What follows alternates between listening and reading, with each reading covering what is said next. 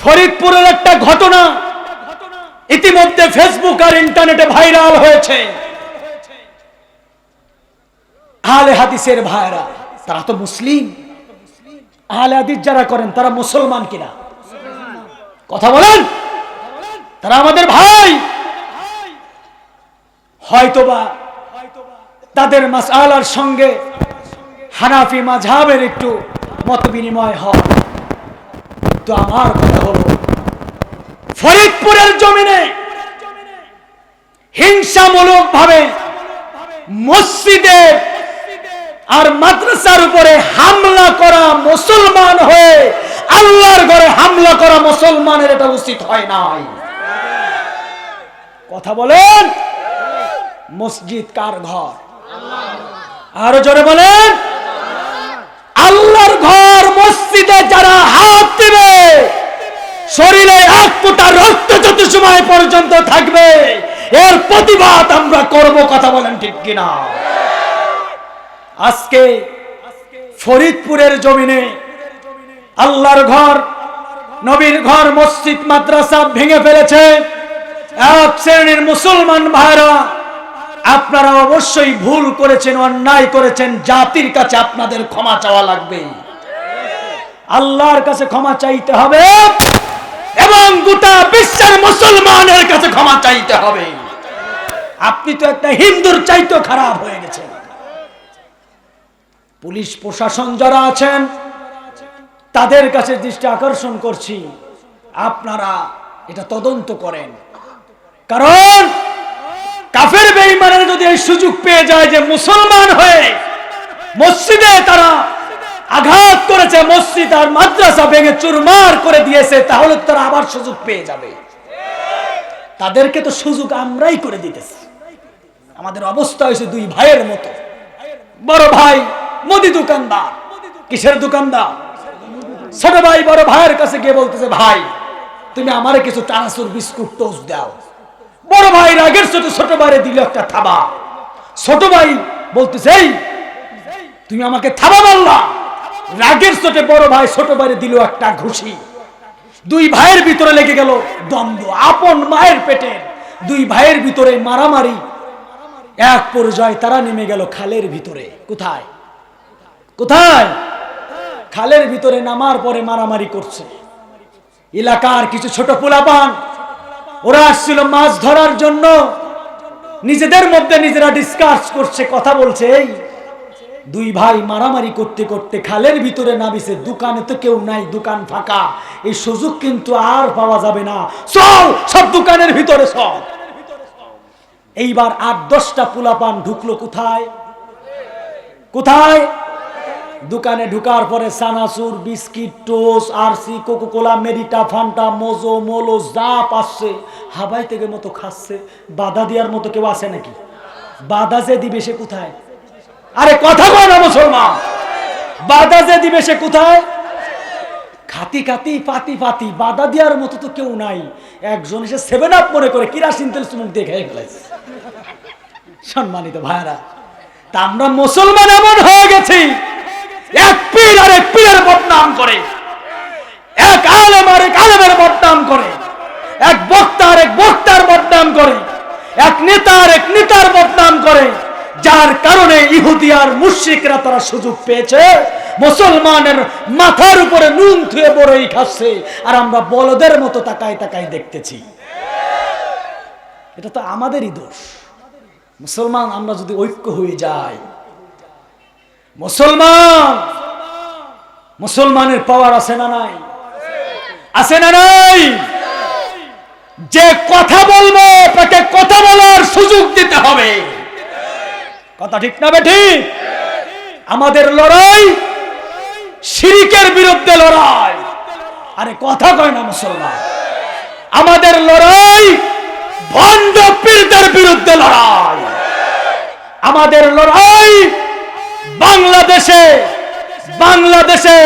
বাংলাদেশের ক্ষতি যারা করছে তাদের বিরুদ্ধে লড়াই। বাংলাদেশকে যারা বিক্রি করে দিতেছে তাদের বিরুদ্ধে লড়াই। কথা বলেন, কথা ঠিক না বেঠিক?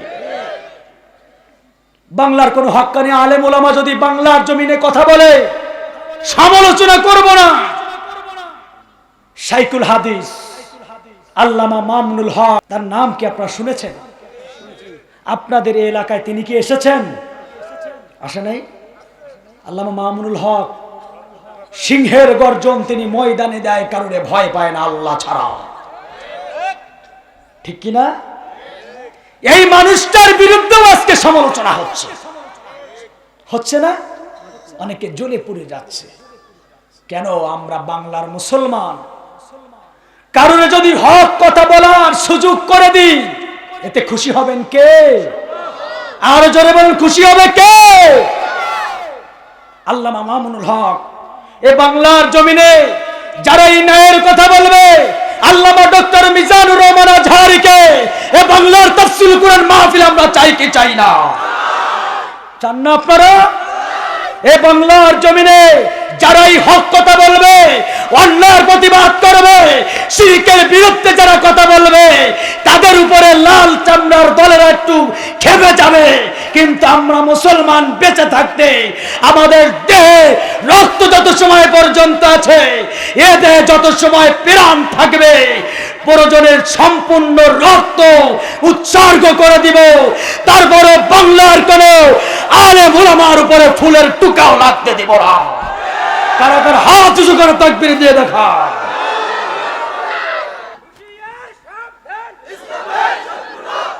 আমার ভাইরা, আমার বাবাজিরা, আমার প্রিয় বন্ধুগণ, ওয়ালাকাদ বাসনা ফি কুল্লি উম্মাতির রাসূলা আন ইবুদুল্লাহ। এই আয়াতের ভিতরে আল্লাহ বলছেন সমস্ত পয়গম্বর গোলামি করেছে কার?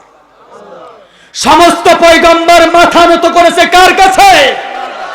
মুসলমান জবাব দিতে হবে উচ্চ আওয়াজে, বেলাল মাথা নত করেছে কার কাছে? আবু বকর মাথা নত করেছে কার কাছে? ওমর মাথা নত করেছে কার কাছে? আমরা মাথা নত করব কার কাছে? আনি ইবুদুল্লাহ, অর্থাৎ আমরা গোলামি করব কার? আল্লাহর প্রিয় বান্দা যদি আমরা হতে পারি, কবরে শান্তির ব্যবস্থা আছে না নাই? আছে না? আমরা কি আল্লাহর গোলামি করতে পারি?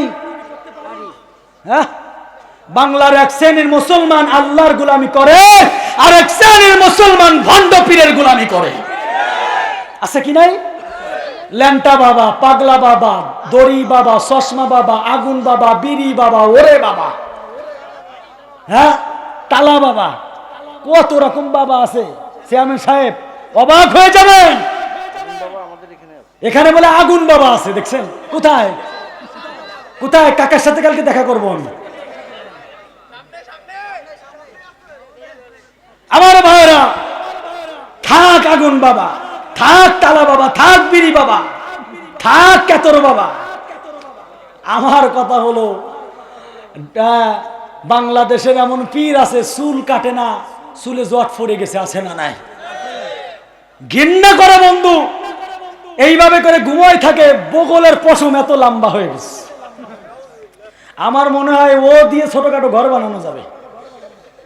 কে ছবি ছবি কে বেটা।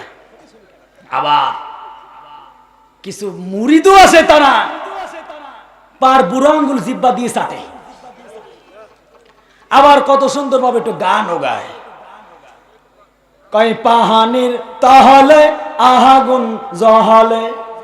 হে এই পারবেন না নাকি যুবক ভাই? সবাই বলতে পারবেন আমার সাথে? পানির তাহলে আগুন জহলে, বাহবা তাহাসে নেহে বেহে নাহায়া হাসি কল বাহাবার মুহরিদ হইলে, তালা বাহাবার মুহরিদ হইলে, আগুন বাহাবার মুহরিদ হইলে, নামাজ রহজা লাগে গে নাহায়া টুনটুনা টুনটুন। কি রাগ করতেছেন নাকি আপনারা?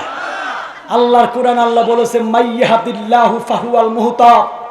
যেই পীরের ইলম অনুযায়ী আমল নাই, যেই বক্তার জানা অনুযায়ী মানা নাই, ওই আলেম, ওই বক্তা, ওই পীর হিদায়াতের উপরে নাই। ফালাম তাজিদ লাহু ওয়ালিয়া মুরশিদা। ও জানে যে মান ফালাম তাজিদ লাহু ওয়ালিয়া মুরশিদা, সে জানে কিন্তু মানে না।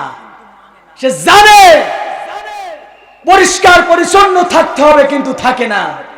সে জানে কবরে সিজদা দেওয়া যাবে না, তারপরেও করে। ও নিজেও গুমরাহ, ওর কাছে যারা যাবে তারাও হবে গুমরাহ। বন্ধু, আমি ফরিদপুরে থাকি। কোথায় থাকি? আমার মসজিদের কমিটি তারা ঘর পাড়ার মুরিদ। কিসের মুরিদ? ঘর পাড়া। এই পীর সাহেব হুজুর আমার এলাকায় টুল, এটা টুল চেনেন আপনারা? প্রত্যেক বৃহস্পতিবার টুল দিবে, টুলের উপরে মোমবাতি দিবে। এইবার কাবা ঘর বানায়া চারপাশ থেকে তারা সেজদা দিবে। আবার আমার মসজিদে তারা সামনের কাতারে দাঁড়াবে। অনেক বুঝালাম তাদেরকে, অনেক বুঝালাম। আল্লাহ রহমতে গ্রামের অনেক মানুষ তারাও সব ছেড়ে দিয়েছে বলে আলহামদুলিল্লাহ। বন্ধু, আল্লাহ অন্য কোন গুনাহ মাফ করবে। একক তো নামাজ পড়তে পারে না, আল্লাহ ক্ষমা করে দিবে। ভালো একটা কাজে সহযোগিতা করতে পারে না, আল্লাহ ক্ষমা করে দিবে। কিন্তু শিরিকের গুনাহ আল্লাহ ক্ষমা করবে না। কিসের গুনাহ? আল্লাহ পাকের সাথে কারণে শিরিক করা যাবে না। নেবুদুল্লাহ সমস্ত পয়গম্বর মাথা নত করেছে আল্লাহর কাছে, আমরা আল্লাহর কাছে মাথা নত করব। যদি জীবনে চলে যায়, আল্লাহর কাছে মুসলমান মাথা নত করবে না। কি অন্যায়ের কাছে মাথা নত করা যাবে? কোন এমপির কাছে মাথা নত করা যাবে না, কোন মন্ত্রীর কাছে মাথা নত করা যাবে না।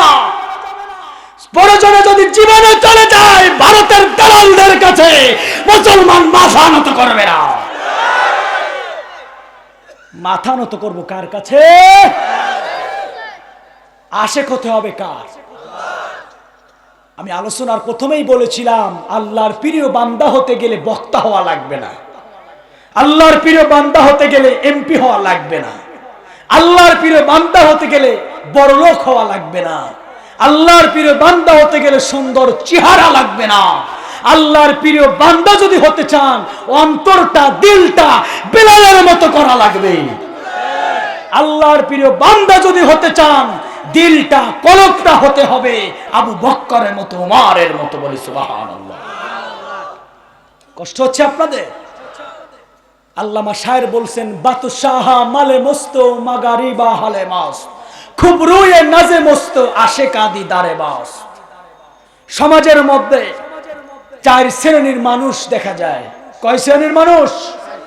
বাদশাহ মালে মস্ত।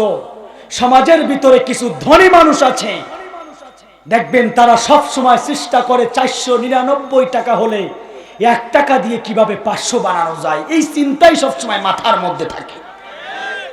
999 টাকা হলে চেষ্টা করে, সাধনা করে, গরিবের উপরে অত্যাচার নির্যাতন করে 1 টাকা দিয়ে কিভাবে 1000 বানানো যায়। আছে না নাই? আমার ভাইরা, এই সমাজের কিছু গরিব মানুষ আছে যারা ভ্যান চালায় খায়, রিক্সা চালায় খায়, কামলা দিয়ে খায়, মানুষের অধীনে কাজকর্ম করে খায়, মাগারিবা হালে মাস। আল্লাহ তাদেরকে যে অবস্থায় রেখেছে ওই অবস্থায় শুকরিয়া আদায় করে মালিকের উপরে। সুবহানাল্লাহ। যে অবস্থায় রেখেছে, আছে না নাই? সামনে পোলাও লাগবে না, বিরিয়ানি লাগবে না, পান্তা ভাত আর কাঁচা মরিচও যদি সামনে এসে যায়, বলে বিসমিল্লাহি ওয়া আলা বারাকাতিল্লাহ। খাবার শেষ হয়ে যায়, বলে আল্লাহুম্মা তুইম্মান আতআমানি ওয়াসকিমান সাকানি। সুবহানাল্লাহ। সমাজে এক শ্রেণীর যুবক আছে, যুবতীদের পাগল। কি আছে না? খুব রুয়ে নাজে মস্ত। সমাজের মধ্যে এক শ্রেণীর যুবতী আছে, যুবকদের পাগল। এই যে কথা বলেন আমার যুবক ভাইরা, যুবকদের ওয়াজ একটু করা লাগবে না?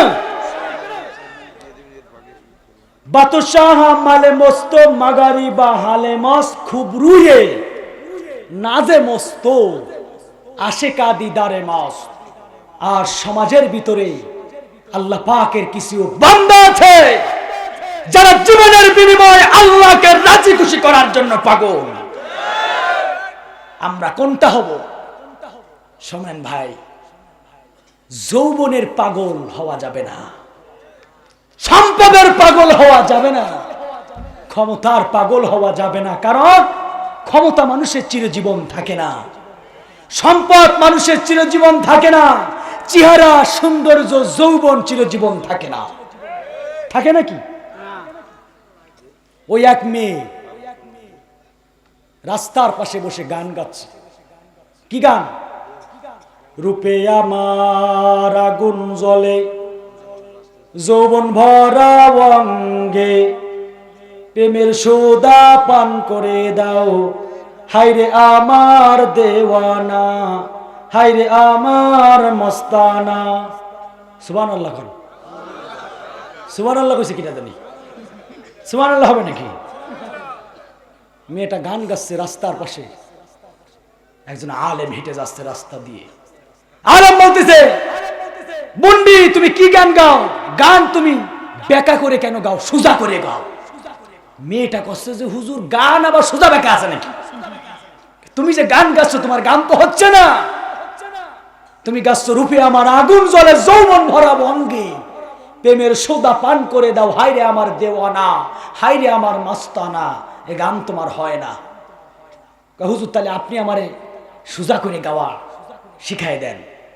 হুজুর গাচ্ছে, বন্ডি শোনো, গানটা হবে এইভাবে, রূপে আমার আগুন জ্বলে, যৌবন ভরা হারি কলে, প্রেমের সোদা পান করে দাও, হায়রে আমার কেরাসিন তেল।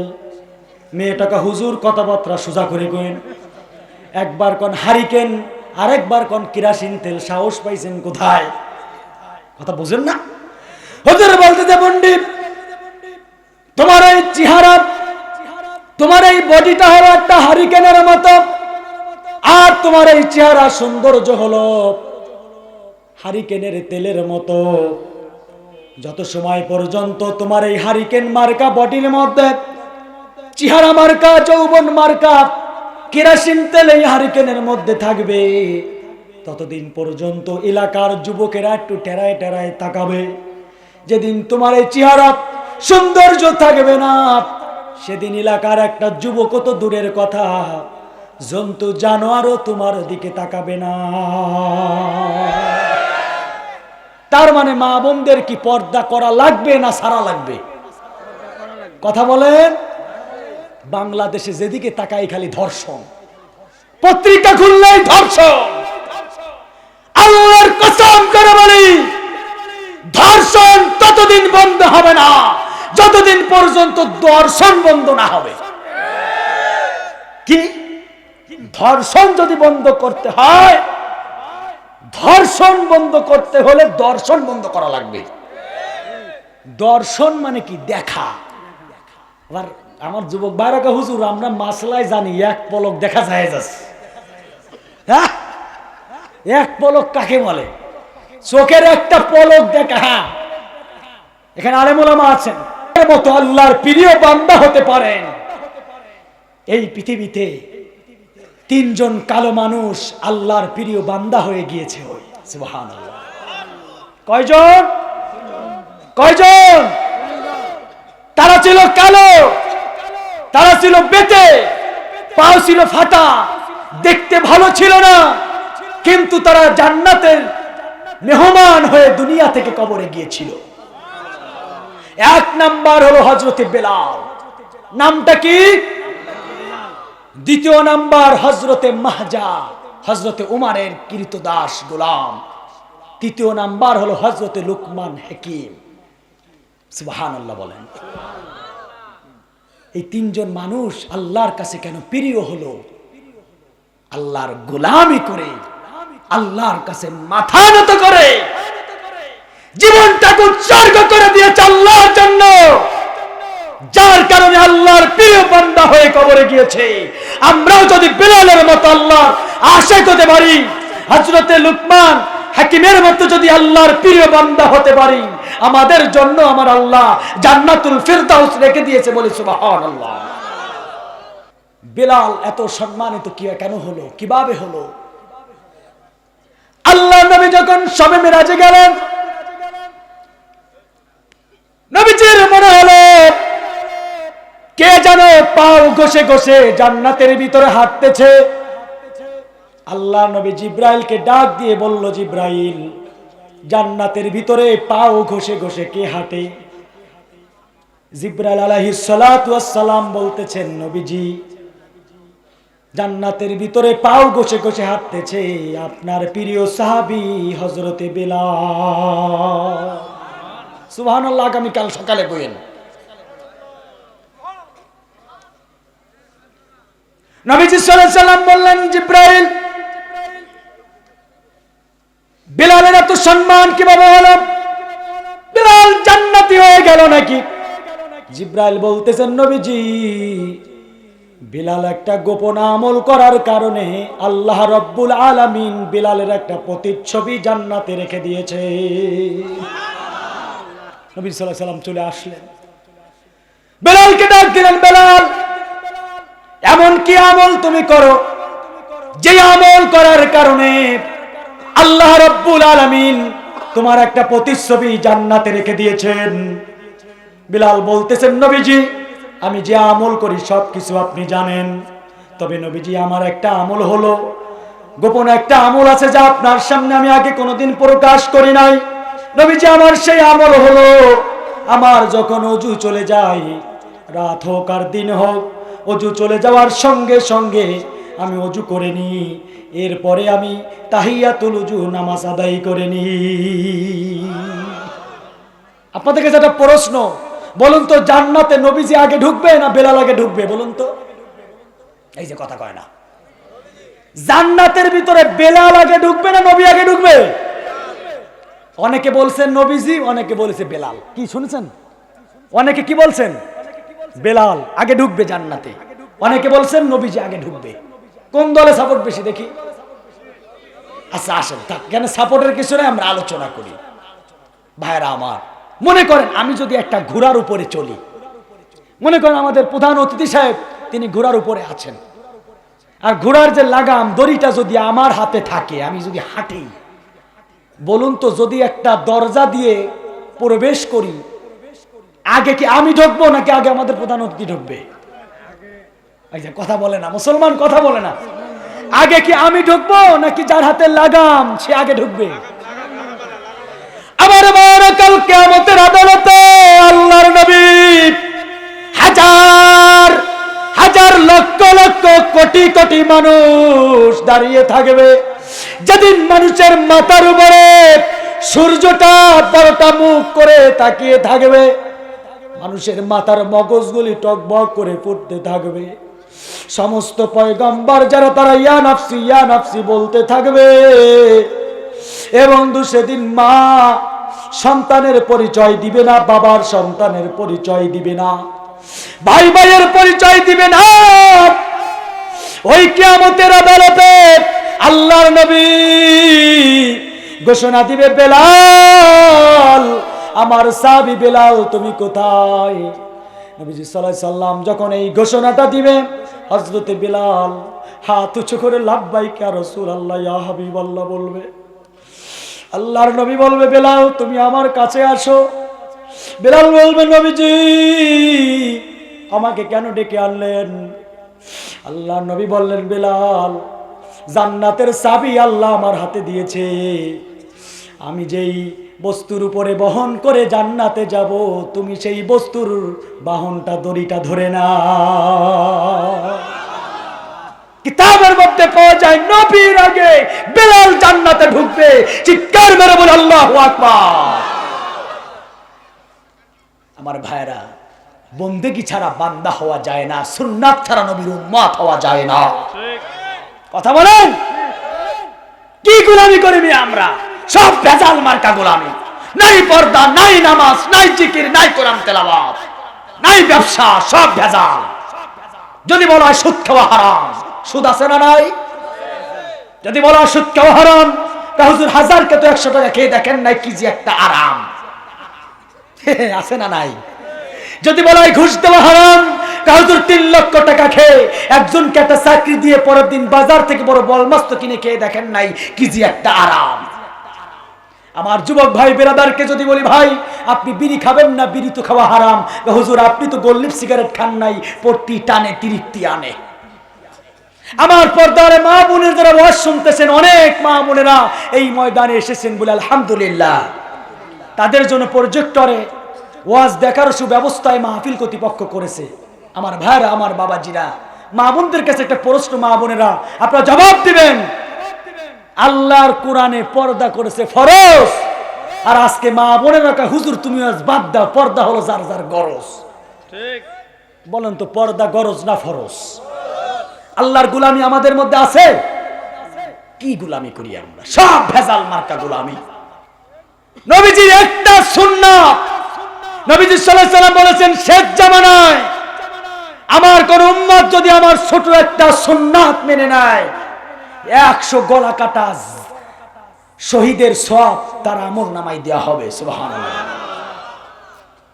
আমার ভাইরা, আমার বাবাজিরা, হযরতে মাহজা ওমরের গোলাম, তিনিও একজন কালো মানুষ ছিল, কিন্তু আল্লাহর প্রিয় বান্দা কেন হয়েছিল শুনবেন আপনারা। হযরত ওমর খাবার খাচ্ছেন, দস্তারখানা বিছায়া। কি বিছায়া? আমার ভাইরা, দস্তারখানায় বিছায়া খাবার খাওয়া ঠিক না বেঠিক? নবীজির সুন্নাত। আজকে তো আমাদের ভিতরে ডিজিটাল চেয়ার টেবিল ছাড়া খাবার খেতে পারি না, অথচ আমাদের উচিত হলো দস্তারখানায় খাবার খাওয়া। কথা বলেন ঠিক কিনা? এটা দেখতেও তো আমাদের কাছে সামাজিকতা বজায় থাকে না। আর বর্তমানে সব উল্টা পাল্টা। নবীজির কথা হলো তুমি খাবার খাবা, প্লেটে খাবার শেষ করবা, চেটে পুটে খাবা। এটা নবীজির কি সুন্নাত।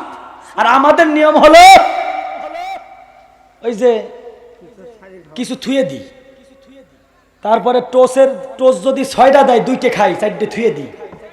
চানাচুর যদি 1 প্যাকেট দেয়, অর্ধেক খাই, অর্ধেক থুয়ে দিই। আর আপনি কি মনে করেন আপনার আইটো খাবার কি আবার ঘরের লোক খাবে নাকি? দইটাই ফেলাই দেয়। এটা কিন্তু পুরো উল্টা, নবীজির সুন্নাতের উল্টা। নিয়ম হলো আমাদেরকে যেটা আমরা খাওয়ার জন্য প্লেটে নিব সেটা শেষ করব। কথা বলেন ঠিক কিনা? দেখেন, হুজুর মানুষের তো সব জায়গায় দোষ। হুজুর মানুষ যদি মনে করেন যে জোরে হাইটে যায়, কয় দেখো মনে হয় কোন জায়গায় দাওয়াত আছে। যদি আস্তে হাইটে যায়, কয় মনে হয় জানি পেট খারাপ হয়েছে বা কিছু, বল নাই। যদি ভালো পাঞ্জাবি গাই, ওরে বাবা হুজুর এত স্টাইল আছে কোথা থেকে। যদি একটা সিরা জামা গায়ে দিই, মানে যে ফকিরের বাচ্চা পাবে কোথায়? আছে না নাই? এক হোটেলের ভিতরে এরকম একজন বুজুর্গ ব্যক্তি, আলেম ব্যক্তি বসে খাবার খাচ্ছে, প্লেটটা ভালোভাবে সাইডে ফুটে খাচ্ছে সুন্দরভাবে, নবীজি সুন্নাত মেনে। পাশে 2 জন ভদ্রলোক, তারা চা খাচ্ছে। তো ওই 2 জন হুজুরকে টিটকারি মারার জন্য বলছে, হুজুর আপনাদের এলাকায় কি কুকুর আছে? আপনাকে বাড়ি কি কুকুর আছে? হ্যাঁ আছে। আপনাদের এলাকার কুকুর কি করে? আমাকে এলাকার কুকুরই টেবিলে বসে চা খায়। কথা বোঝেন নাই নাকি? ফাজলামতে করবে আলেমুল আমার সাথে।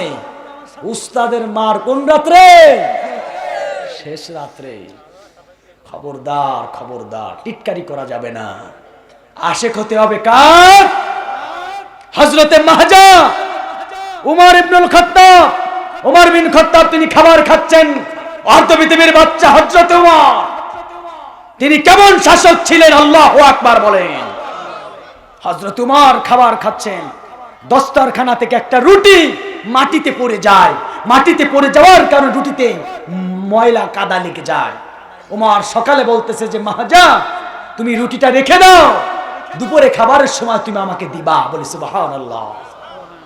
মাহজা দুপুর বেলায় যখন উমরকে খাবার দিতেছে, উমর বলতেছে মাহজা সেই রুটিটা কোথায়? বলছে হুজুর রুটিটা তো দস্তারখানা থেকে নিচে পড়ে গেছিল। নবীজি সাল্লাল্লাহু আলাইহি সাল্লাম বলেছেন কোন খাবার যদি দস্তারখানায় পড়ে যায়, সেই খাবার পরিষ্কার করে খাওয়া আমার সুন্নাত। আমি চিন্তা করলাম এই ময়লা খাবার আপনি খাবেন, নবীজিকে খুশি করার জন্য রুটিটা আমি নিজেই খেয়ে ফেলছি। হযরত উমর বললেন আল্লাহ তোমার উপরে খুশি, আল্লাহ নবী তোমার উপরে খুশি। মাহজা তুমি জান্নাতের মেহমান হয়ে গেছো। আল্লাহর প্রিয় বান্দা হতে গেলে বন্ধু অনেক টাকা লাগে না, পয়সা লাগে না। এক এক নবীকে আল্লাহ রাব্বুল আলামিন এক এক রকম মুজিজা দিয়েছেন। যেমন দাউদ আলাইহিস সালাতু ওয়াস সালামের হাতের মধ্যে আল্লাহ রাব্বুল আলামিন মুজিজা দিয়েছিলেন। হাতের ভিতরে লোহা নিয়ে যদি চাপ দিত, লোহা পানি হয়ে যেত। সুবহানাল্লাহ, জোরে বলেন। আমার ভাইরা, হযরতে মুসা আলাইহিস সালাতু ওয়াস সালামকে আল্লাহ রাব্বুল আলামিন লাঠির মধ্যে মুজিজা দিয়েছিলেন। এই লাঠি যদি শত্রুদের মোকাবেলা করার জন্য সামনে ছেড়ে দেওয়া হতো, এত বড় এক ভয়ঙ্কর সাপ হয়ে যেত, শত্রুরা সব ভয়ে পালাই চলে যেত। এই মুজিজা এখন কি আর আছে? নাই। হযরতে ঈসা আলাইহিস সালাতু ওয়াস সালামকে আল্লাহ রাব্বুল আলামিন এমন মুজিজা দিয়েছিলেন, জন্ম অন্ধ ব্যক্তির চোখে যদি হাত বুলিয়ে দিতেন, অন্ধ ব্যক্তির চোখের আলো আমার আল্লাহ রাব্বুল আলামিন ফিরিয়ে দিতেন। এক এক নবীকে আল্লাহ রাব্বুল আলামিন এক এক রকম মুজিজা দিয়েছেন। আর আমার আপনার নবী, বিশ্ব নবী মুহাম্মদুর রাসূলুল্লাহ সাল্লাল্লাহু আলাইহি ওয়াসাল্লামকে স্পেশাল পাওয়ার দিয়েছেন, স্পেশাল মুজিজা দিয়েছেন, যা অন্য কোন নবীকে আল্লাহ দেন নাই। আমার নবীর হাতের মধ্যে যে পাওয়ার ছিল অন্য কোন নবীর ছিল না। আমার নবীর মুখের মধ্যে যে পাওয়ার ছিল অন্য কোন নবীর ছিল না। আমার নবীর চোখের মধ্যে যে পাওয়ার ছিল অন্য কোন নবীর ছিল না। কথা ঠিক না বেঠিক? নবীজির চোখে পাওয়ার ছিল কি ছিল না? নবীজি সাল্লাল্লাহু আলাইহি ওয়াসাল্লাম কয়েকজন সাহাবীদেরকে সঙ্গে নিয়ে এক বাড়িতে দাওয়াত খেতে গেলেন। রুটি আর গোশতের টুকরা সামনে দেয়া হলো। সাহাবায়ে কেরাম বলতেছেন, ইয়া রাসূলুল্লাহ, ইয়া হাবিবাল্লাহ, আপনি শুরু করেন। আপনি যদি শুরু না করেন আমরা তো শুরু করতে পারছি না। কি বলেন? আপনারা যদি আপনাদের মসজিদের ইমাম সাহেবের সঙ্গে কোনো বাড়িতে দাওয়াত খেতে যান, ইমাম সাহেব যদি বয়সে কম হয়, চেয়ারম্যান সাহেবও যদি থাকে, বলবেন ইমাম সাহেব আপনি শুরু করেন, তারপরে আমরা শুরু করি। কথা বলেন? এটা হলো আলেমদের ইজ্জত, এটা হলো নবীদের ইজ্জত, পয়গম্বরদের উত্তরসূরিদের ইজ্জত। কথা বলেন ঠিক কি ঠিক না? আলেমদের ইজ্জত দিয়েছে কে?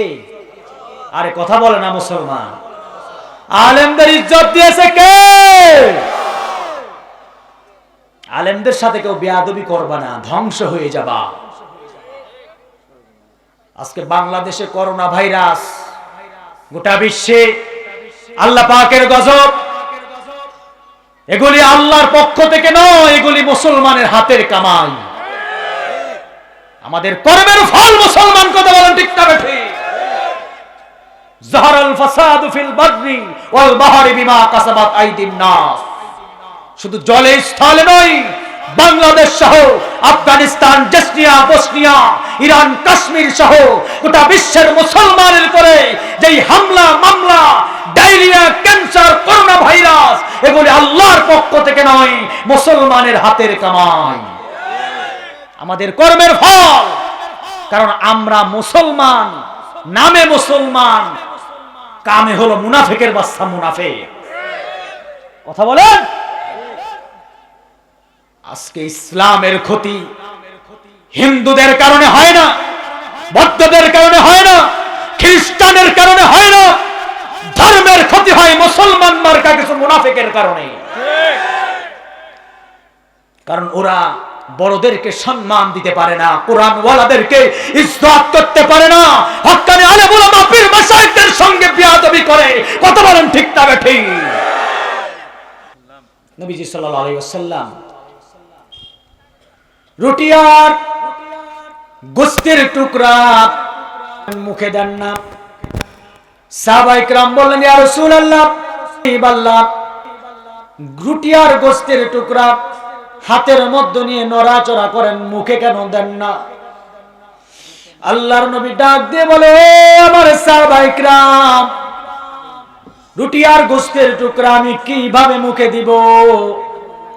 আমার মনে হয় আমাকে মারার জন্য গোস্তের মধ্যে বিষ মাখানো হয়েছে। আল্লাহু আকবার বলে। থিসিস করে দেখা গেল আল্লাহর নবীকে মারার জন্য গোস্তের মধ্যে বিষ মাখানো হয়েছিল। তাহলে বলুন তো, আমার নবীর চোখের পাওয়ার কে দিয়েছে? নবীজির চোখের পাওয়ার ছিল কি ছিল না? নবীজি সাল্লাল্লাহু আলাইহি ওয়াসাল্লাম যখন শবে মিরাজ থেকে আসলেন, কাফের বেঈমানদের সামনে বললেন, আমি শবে মিরাজে গিয়েছিলাম, আমি বাইতুল মুকাদ্দাসে গিয়েছিলাম। কাফের বেঈমানেরা বলল, মুহাম্মদ, সত্যি তুমি বাইতুল মুকাদ্দাসে গিয়েছো? আমাদের তো বিশ্বাস করতে কষ্ট হয়। তাহলে তুমি বলো তো, বাইতুল মুকাদ্দাসের দক্ষিণ পাশে কতটি জানালা? কাফের বেঈমানেরা বলতেছে, মুহাম্মদ, তুমি কি সত্যি বাইতুল মুকাদ্দাসে গিয়েছিলা? যদি যে থাকো তাহলে বলো তো, বাইতুল মুকাদ্দাসের দক্ষিণ পাশে কতটি জানালা, উত্তর পাশে কতটি দরজা, কতগুলি সিঁড়ি আছে, কতগুলি কপাট আছে? তুমি যদি বলতে পারো তাহলে আমরা বিশ্বাস করব তুমি বাইতুল মুকাদ্দাসে গিয়েছিলা।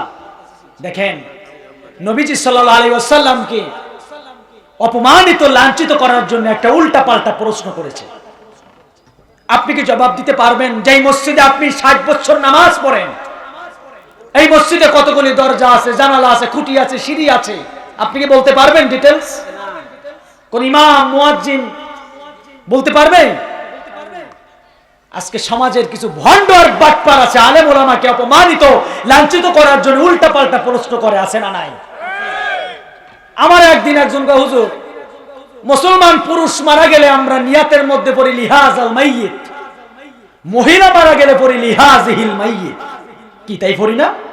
পুরুষ মারা গেলে নিয়াতের ভিতরে লিহাজ আল বলি না? আর মহিলা মারা গেলে কি পড়ি? হুজুর, হিজলা মারা গেলে আমরা কি করব? কথা বুঝেন নাই ভাই?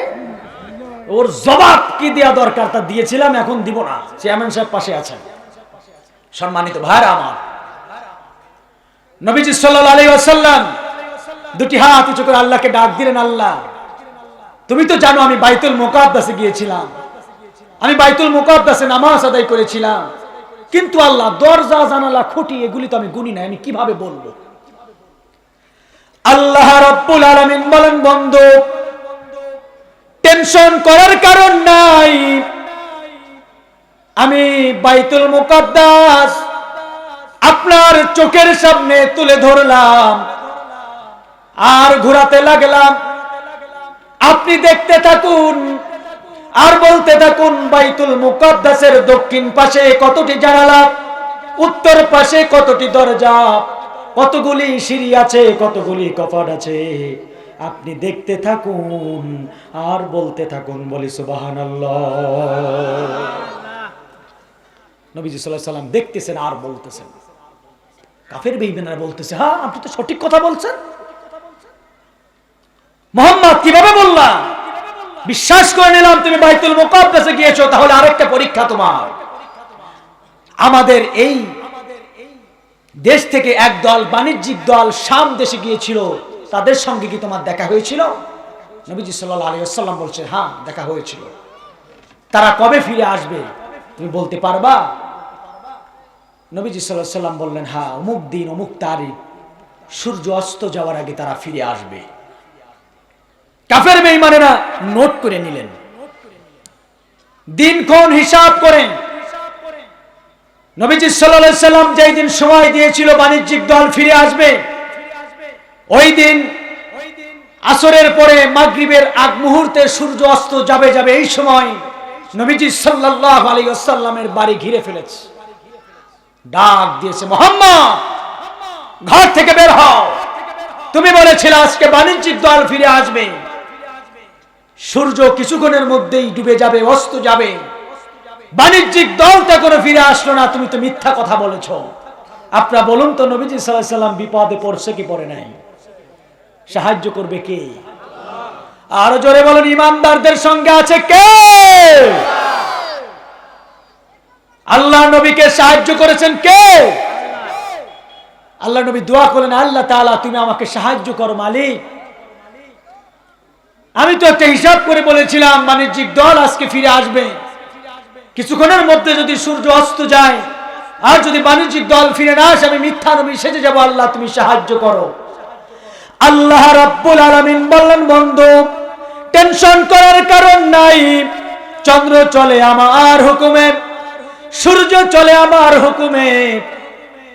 আমি সূর্যকে অর্ডার দিয়ে দিলাম, যত সময় পর্যন্ত বাণিজ্যিক দল ফিরে না আসবে তত সময় পর্যন্ত সূর্য 1 ইঞ্চিও সামনে যাবে না, 1 ইঞ্চিও পিছনে আসবে না।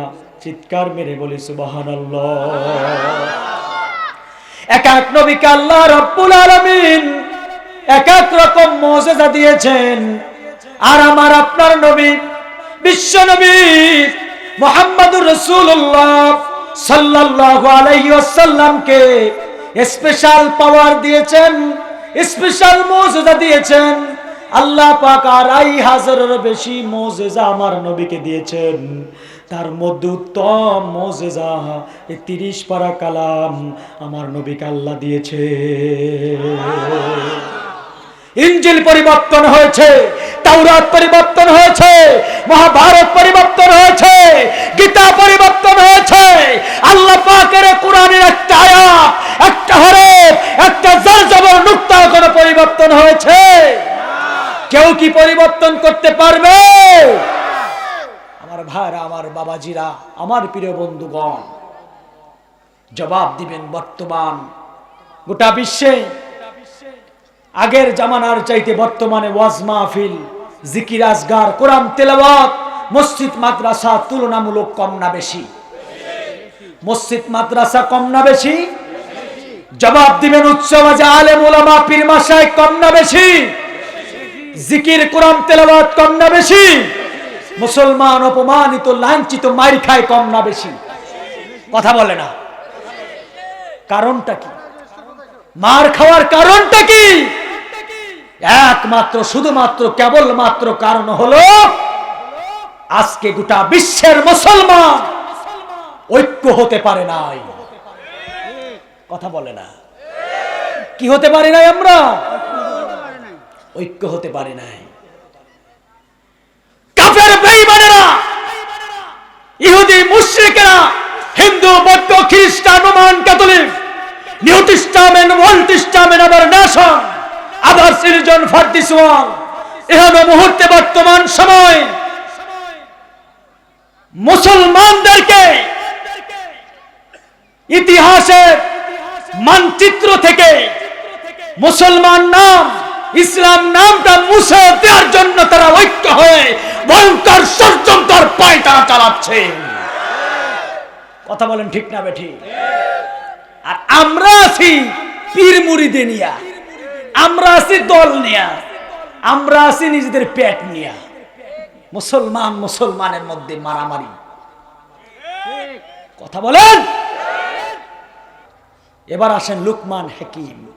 তিনি কিন্তু নবী ছিলেন না, তাকে আল্লাহ রাব্বুল আলামিন নবুয়ত দিতে চাইছিলেন, কিন্তু তিনি নিতে রাজি হন নাই। সুবহানাল্লাহ বলেন। এই লুকমান হাকিম তিনি ছিলেন একজন কালো মানুষ। তার সন্তানকে তিনি ওসিয়ত করেছিলেন, ওয়াইদ ক্বালা লুকমান লিবনিহি ওয়া হুয়া ইয়াইদুহু ইয়া বুনাইয়া লা তুশরিক বিল্লাহ ইন্নাশ শিরকা লাযুলমুন আযীম। শিরিক আমাদের মধ্যে তো প্রচলিত, সুন্দর ভাষায় আমাদের মধ্যে শিরিক আছে। আচ্ছা আপনারা বলুন তো, তাবারাকাল্লাযী বিয়াদিহিল মুলক, এই মুলকে রাষ্ট্রের ক্ষমতা কার হাতে? দেশের ক্ষমতা কার হাতে? প্রত্যেকটা রাষ্ট্রের মালিক কে? আর আমরা বলি কি বলেন তো, রাষ্ট্রের ক্ষমতা জনগণের হাতে। এই যে কথা বলে না, রাষ্ট্রের ক্ষমতা আল্লাহর হাতে না জনগণের হাতে? তাহলে আমাদের এই যে কত বড় একটা শিরিকের মধ্যে আমরা পড়ে গিয়েছি। এরপরে আমাদের মধ্যে শিরিক আছে ধর্ম যার যার, উৎসব সবার। তাহলে তো আমরাও বলতে পারি বউ যার, বিয়ে যার যার, বউ সবার। কি বিয়ে যার যার, বউ সবার? রাজি আছেন আপনারা?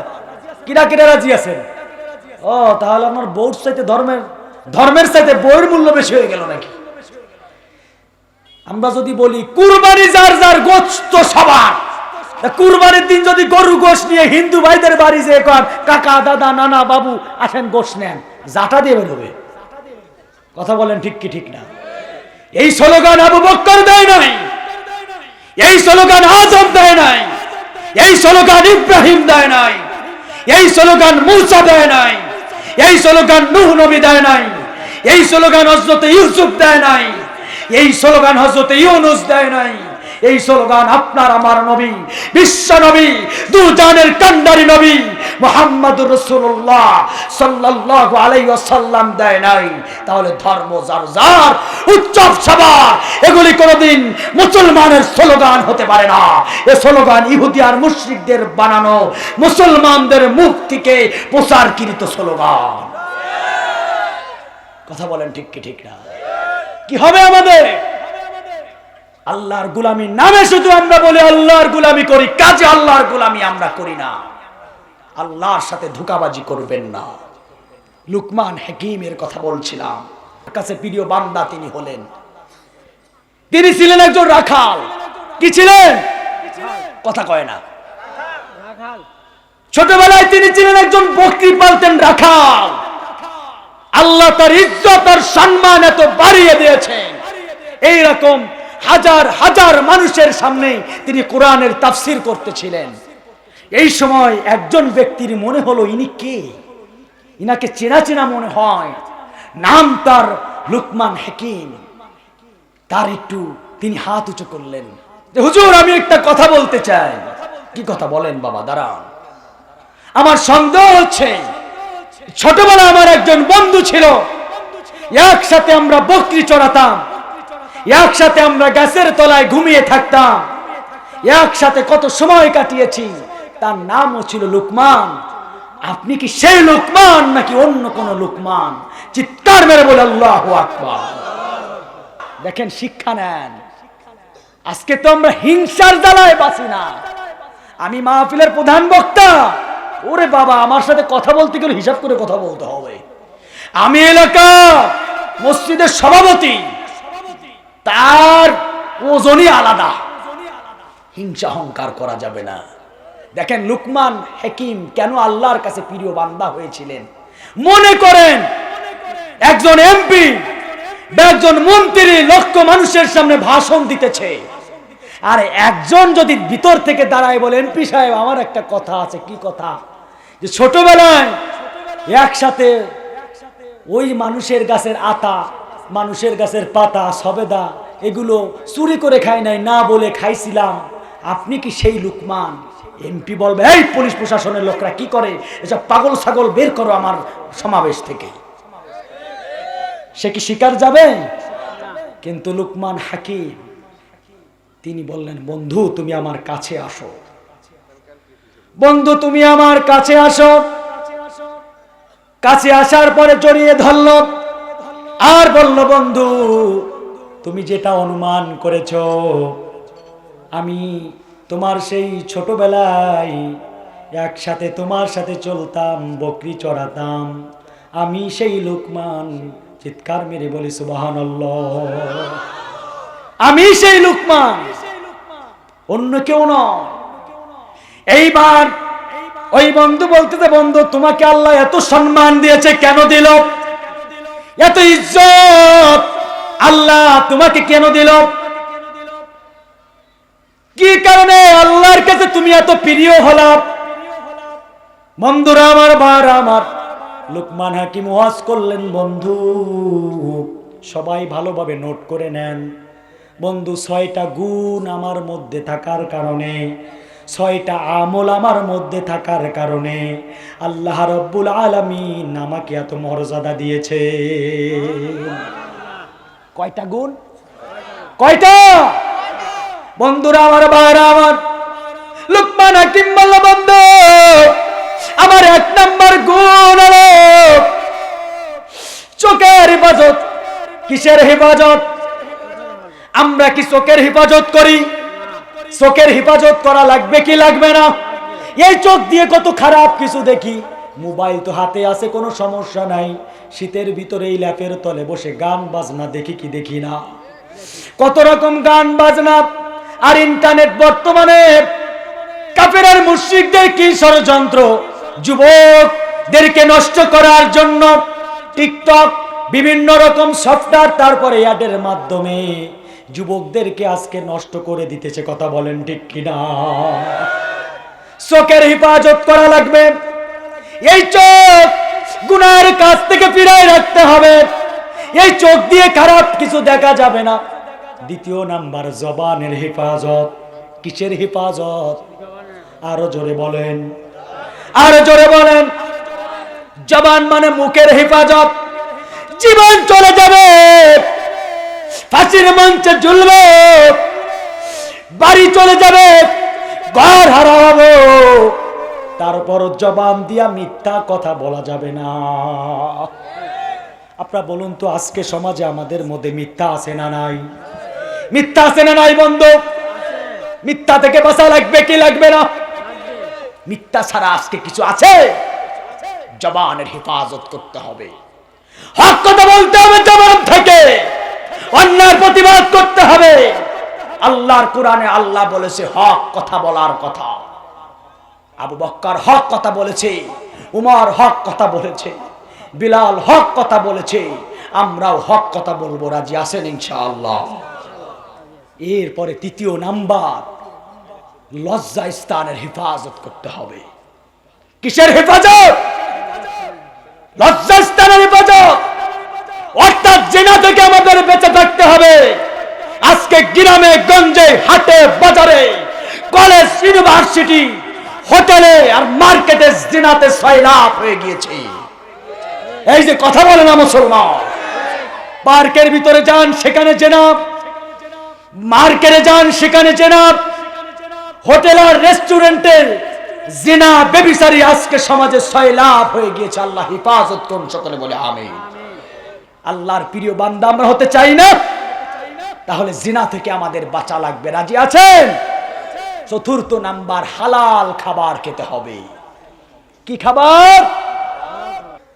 কিছু আমল আমাদের করা দরকার, যে আমলের দ্বারা আমরা আল্লাহর আশিক হতে পারি, আল্লাহর প্রিয় বান্দা হয়ে কবরে যেতে পারি। কারণ আমাদেরকে নষ্ট করার জন্য, ধ্বংস করার জন্য মিস্টার ইবলিস শয়তান সব সময় লেগে আছে আমাদের পিছনে। এজন্য আল্লাহ বলেছে, ইয়া আইয়ুহাল্লাযীনা আমানু দুখুলু ফিস সিলমি কাফা ওয়ালা তাত্তাবিউ খুতুওয়াতিশ শাইতান। ও ঈমানদার বান্দাগণ, তোমরা ইসলামের ভিতরে প্রবেশ করো, শয়তানের পদাঙ্ক অনুসরণ করো না।